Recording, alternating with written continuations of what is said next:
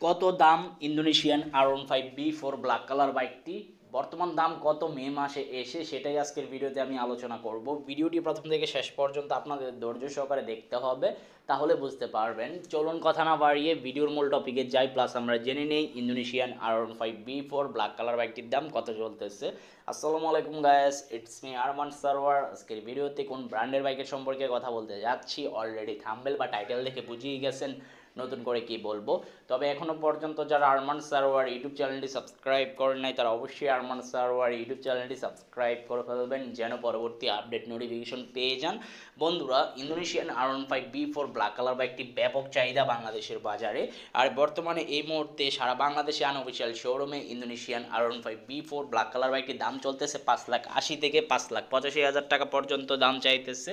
তো আপনারা অবশ্যই 5-6টি শোরুম যাচাই বাছাই করবেন, যেহেতু বাইকের দাম এখন একটু বাড়তি। আপনার অবশ্যই 5-6টি শোরুম যাচাই বাছাই করে যে শোরুম থেকে কম দামে পেয়ে যাবেন, ওই শোরুম থেকে বাইকটি ক্রয় করে ফেলবেন। আর ইন্দোনেশিয়ান ব্ল্যাক কালার বাইকটির কথা কি বলবো, এটা যে গ্লোসি শাইন কালার, বাইরে যখন এই বাইকটি বের করবেন তখন আলাদা একটা ফিল পাবেন, কারণ গ্লোসি শাইন কালার রোদের মধ্যে আরও গ্লেস মারবে অনেক বেশি।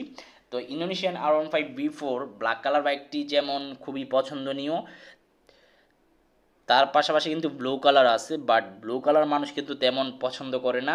আপনি যদি 100 বাইক সেল হয় B4 ইন্দোনেশিয়ান, তাহলে 99টাই হচ্ছে ব্ল্যাক কালার।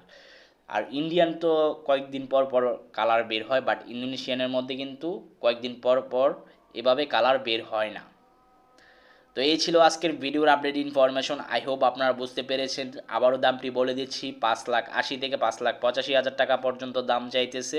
দেখা হবে ইনশাল্লাহ পরবর্তী ভিডিওতে। সবাইকে অসংখ্য ধন্যবাদ ভিডিওটি প্রথম থেকে শেষ পর্যন্ত দেখার জন্য, এবং আল্লাহ হাফেজ।